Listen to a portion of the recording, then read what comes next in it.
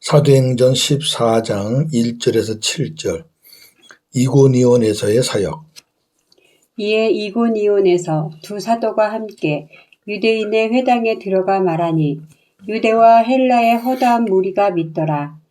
그러나 순종하지 아니하는 유대인들이 이방인들의 마음을 선동하여 형제들에게 악감을 품게 하거늘 두 사도가 오래 있어 주를 힘입어 담대히 말하니 주께서 그들의 손으로 표적과 기사를 행하게 하여 주사 자기 은혜의 말씀을 증언하시니 그 시내의 무리가 나뉘어 유대인을 따르는 자도 있고 두 사도를 따르는 자도 있는지라. 이방인과 유대인과 그 관리들이 두 사도를 모욕하며 돌로 치려고 달려드니 그들이 알고 도망하여 루가오니아의 두 성 루스드라와 더베와 그 근방으로 가서 거기서 복음을 전하니라. 아멘. 오늘의 주제 이고니온에서의 사역, 그리고 끊이지 않는 복음의 역사. 1절에서 7절 이고니온에서의 사역입니다. 자, 13장에서 피시디아 안디옥의 박해를 피해 이고니온으로 온 바울과 바나바는 역시 유대인의 회당에 들어갑니다. 거기서 복음을 전했습니다. 그러자 유대와 헬라의 많은 사람들이 예수를 믿었는데 반면에 순종하지 않는 유대인들이 이방인들의 마음을 선동해서 믿는 형제들에게 악한 감정을 품게 하였습니다. 자, 하나님의 복음이 선포되자 유대인과 이방인이 차별 없이 예수를 믿는 아름다운 역사가 일어났습니다. 이거 대단한 거예요. 같은 자리에서 유대인과 이방인이 복음으로 하나가 됐다는 거 기가 막힌 일이에요. 그러나 동시에 복음을 반대하는 유대인들이 항상 주동은 유대인들입니다. 이방인들의 마음을 선동해서 이간질시키는 거죠. 예수를 믿는 형제들에게 악한 감정을 갖도록 하였습니다. 그러니까 그 이방인 중에서 그 본토 사람이에요. 이고니온이 이방이니까 그 이고니온이라는 그 도시에 있는 사람들 일부가 예수를 믿으니까 안 믿는 사람들을 선동해서 그 믿는 형제들을 악하게 대하는 거죠. 그러니까 자기들은 전면에 나서지 않고 누군가를 조종해서 형제들을 이간질시키는 유대인, 아주 나쁜 모습입니다. 이런 사람들이 있지요. 자기는 다 숨어서 조종만 하는 거예요. 두 사도가 오랫동안 그곳에 머물면서 주님을 의지하여 담대히 말하였더니 주님께서 그들의 손으로 표적과 기사는 놀라운 일이죠. 기사를 행하게 하셔서 그들이 전하는 은혜의 말씀을 확증하여 주셨습니다. 자, 말씀과 표적과 기사가 같이 나가니까 이거야말로 금상첨화입니다. 마음이 열리는데 눈에 보이는 일들은 굉장히 중요한 역할을 하죠. 그 말씀을 쏙쏙 받게 되는 겁니다. 하나님께서는 이와 같이 복음이 처음 들어가는 곳에 표적과 기사를 많이 나타내십니다. 그럴 수밖에 없어요. 맨 땅이니까, 복음의 맨 땅이기 때문에 그런 것들이 같이 가지 않으면 참 힘들거든요. 우리나라 그 복음의 초대 역사를 봐도 엄청난 기적들이 일어났죠. 복음 전도자들이 복음을 선포하면 복음을 듣는 사람들이 마음을 열어 복음을 받게 하시려고 그에 맞춰 하나님께서 표적과 기사를 나타내시는 것입니다. 이에 그 도시 사람들이 두 편으로 나뉘어서 한 편은 유대인을 따르고 다른 한 편은 바울과 바나바를 따랐습니다. 그러자 어떤 일이 벌어지나 보세요. 이방인과 유대인이 그들의 관원들과 합세하여 이고니온의 어떤 관리들이죠. 바울과 바나바를 학대하며 돌로 쳐 죽이려고 달려들었습니다. 사도들이 그것을 알고 도망하여 루기오니아에 있는 두 성 루스드라와 더베 그리고 그 근방으로 피하여 거기서 복음을 전하였습니다. 그냥 어디 가든지 복음 전하는 거예요. 막히면 또 다른 길로 가면 되고. 유대인들은 이방인들을 대할 때 율법에 근거해서 원수와 같이 상대했습니다. 상대 안 해요. 그러나 자기들의 이익과 공통적인 목적을 위해서는 하나가 되어요. 하나. 악행을 저지르기 위해서.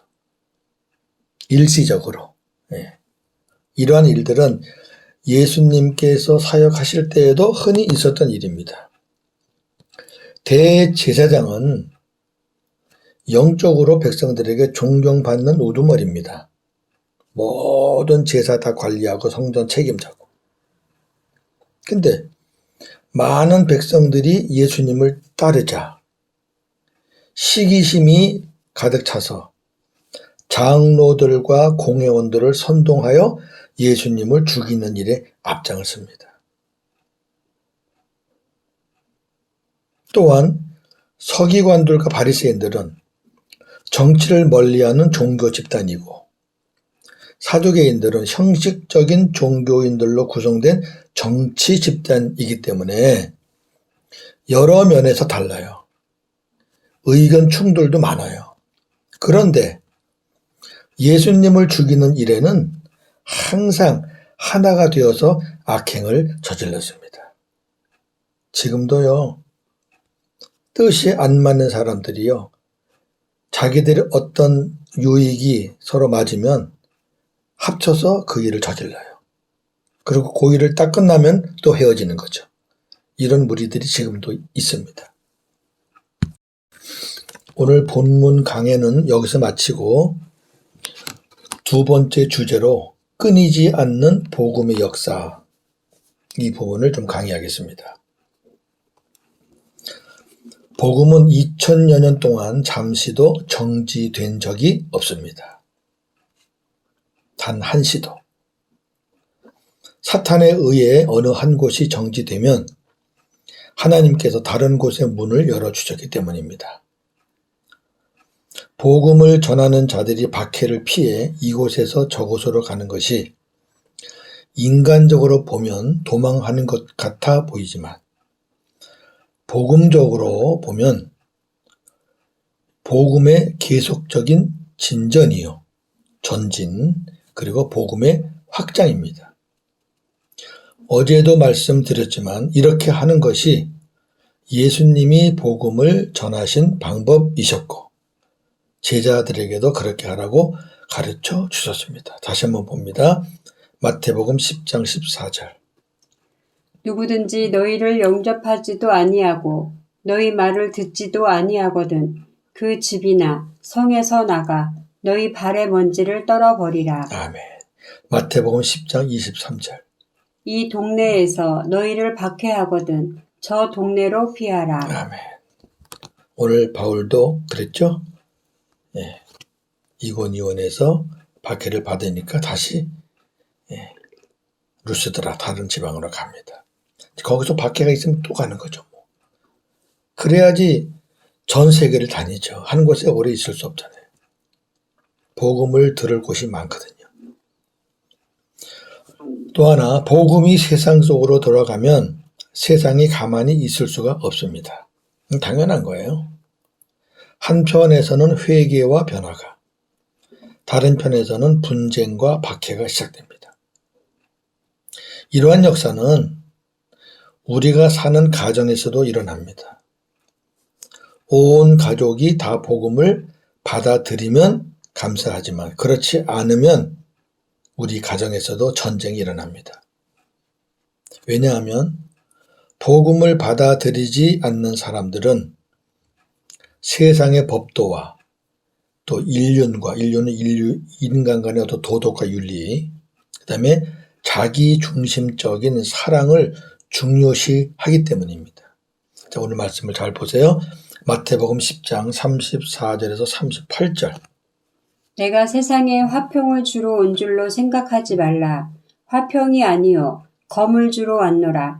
내가 온 것은 사람이 그 아버지와 딸이, 어머니와 며느리가 시어머니와 불화하게 하려 함이니 사람의 원수가 자기 집안 식구리라.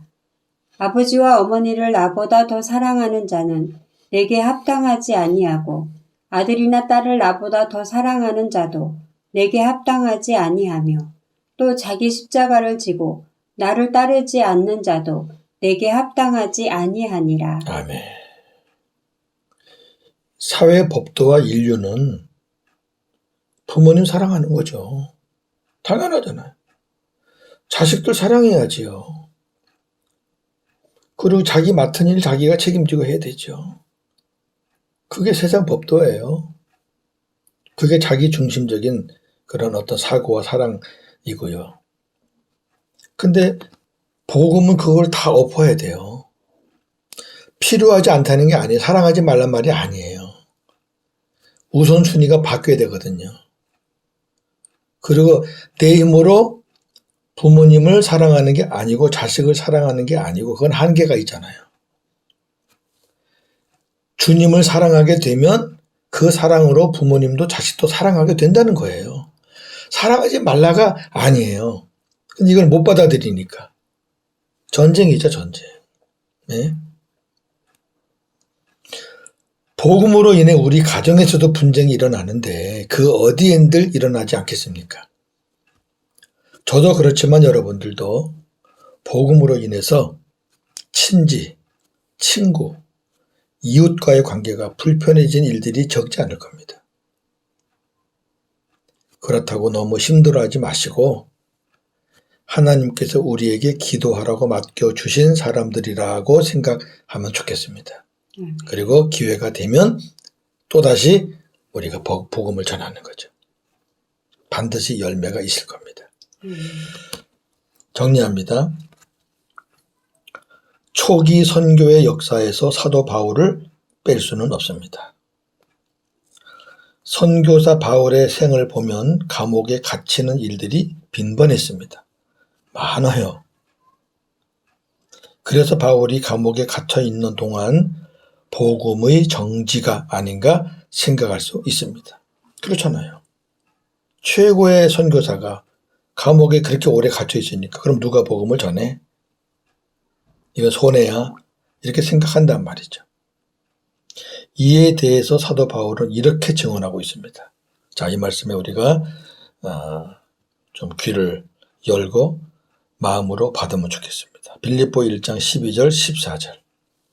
형제들아, 내가 당한 일이 도리어 복음 전파의 진전이 될 줄을 너희가 알기를 원하노라. 이러므로 나의 매임이 그리스도 안에서 모든 시위대 안과 그 밖의 모든 사람에게 나타났으니 형제 중 다수가 나의 매임으로 말미암아 주 안에서 신뢰함으로 겁 없이 하나님의 말씀을 더욱 담대히 전하게 되었느니라. 아멘. 자, 보세요. 사도 바울은 자신이 감옥에 갇힌 일이 복음의 정지 내지는 복음의 퇴보가 아니라 복음의 진전이라고 하였습니다. 어떤 의미일까요? 사도 바울이 감옥에 갇힘으로 인해 되어진 일들이 뭘까요? 5가지만 정리해봤습니다. 훨씬 더 많아요. 첫째, 옥중서신을 기록하였습니다. 말 그대로 옥중서신은 감옥에서 쓴 책이에요. 편지죠, 그때는. 에베소, 빌립보, 골로새, 빌레몬서입니다. 우리가 바꿔 말하면 바울이 감옥에 들어가지 않았으면 등장하지 못할 책들입니다. 두 번째, 로마 궁전의 시위대 사람들에게 복음을 전하여 다수의 열매를 얻었습니다. 일반인들은 이 로마 궁전 안에 들어갈 수가 없어요. 어떻게 들어갑니까? 특히 이 복음을 전하는 사람 택도 없죠. 근데 들어가는 방법은 하나예요. 죄수가 돼서 들어가는 거죠. 근데 바울은 오직 예수니까, 예수 한 분으로 사는 사람이니까 감옥에 갇혀서 손이 채워지고 발이 채워져도 입은 있잖아요. 그냥 만나는 사람마다 전하는 거죠. 자기를 감시하러 오는 사람, 밥 주러 오는 사람, 많을 거 아니에요. 전하는 거예요. 그냥 전하는 거예요. 또 그 사람들이 또 나가서 또 전하고 이래가지고 그 시위대 안팎으로 많은 사람이 예수를 믿게 되었어요. 아멘. 이거는 감옥이 아니면 또 불가능한 일이에요. 감옥에서만 가능한 일이에요.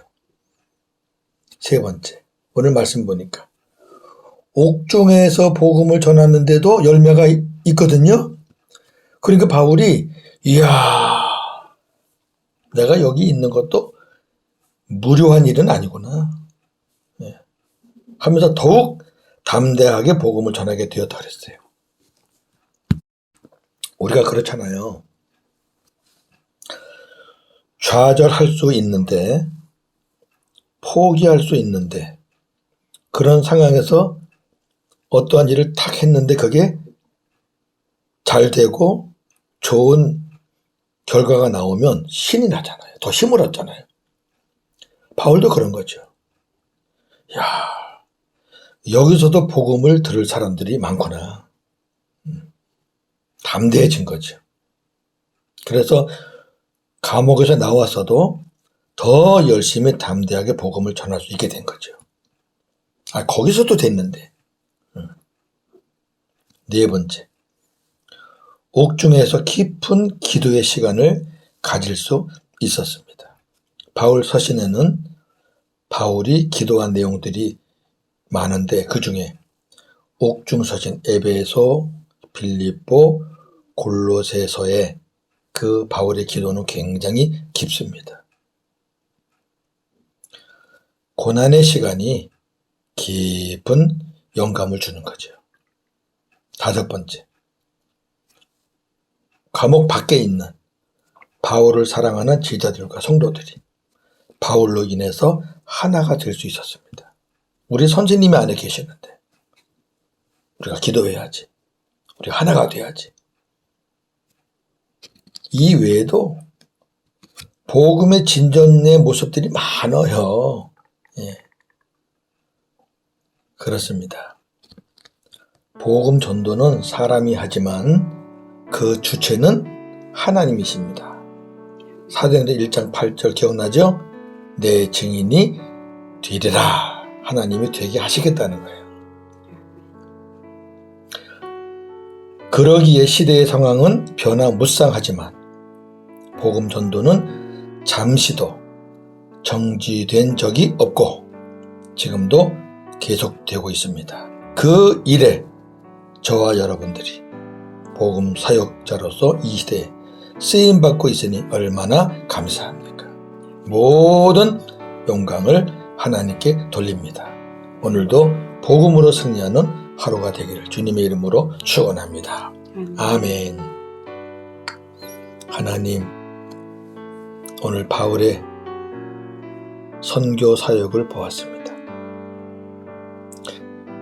비시디아 안디옥에서 피해 이고니온으로 와서 복음을 전했더니 많은 헬라인과 유대인들이 복음을 받고 예수를 믿었습니다.